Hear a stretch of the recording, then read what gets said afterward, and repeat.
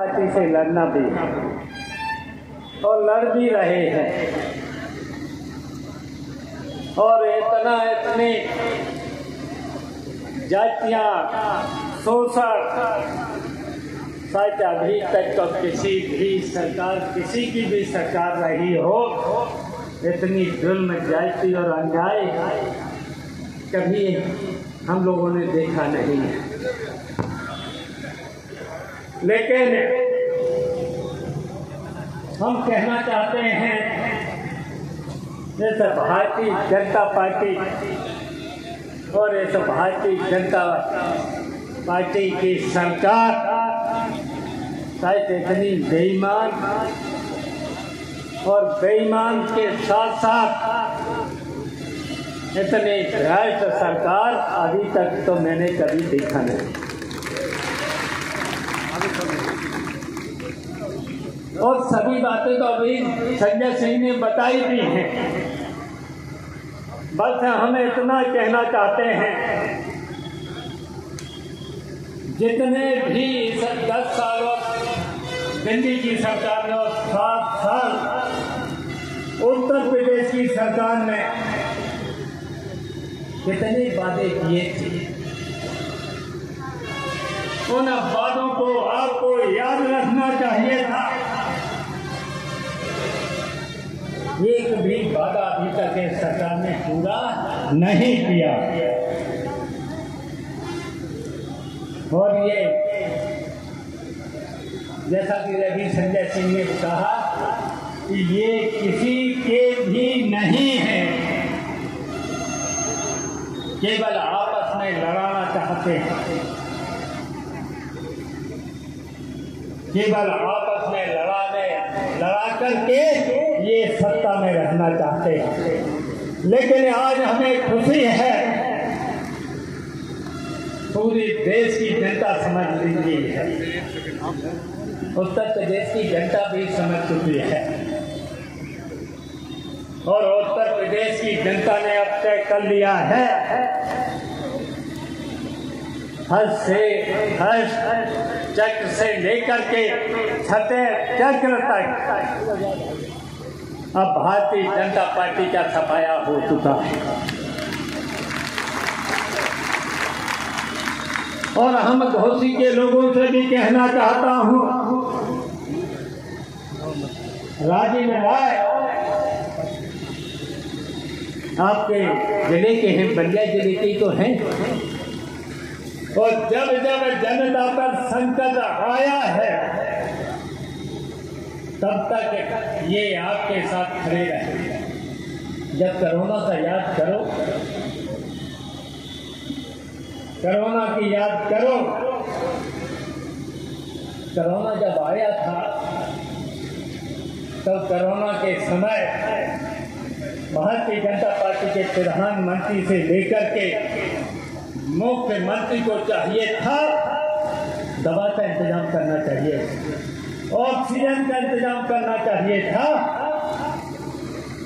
तब भारत के प्रधानमंत्री ताली और थाली बजवा रहे थे। बताइए, ताली और थाली से क्या कोरोना जा सकता? दवा का कोई इंतजाम, कितनी दवाइयाँ महंगी और दवाइयाँ मिल नहीं रही। आपको याद होगा ऑक्सीजन मिल नहीं रही थी। एक इंजेक्शन था रेमडेसिविर, कितने का था? 1200 की जगह मैंने देखा था 25,000 से लेकर के 50,000, 50,000 से लेकर के 75,000 और 75,000 से ही नहीं 1 लाख तक पहुंचा था।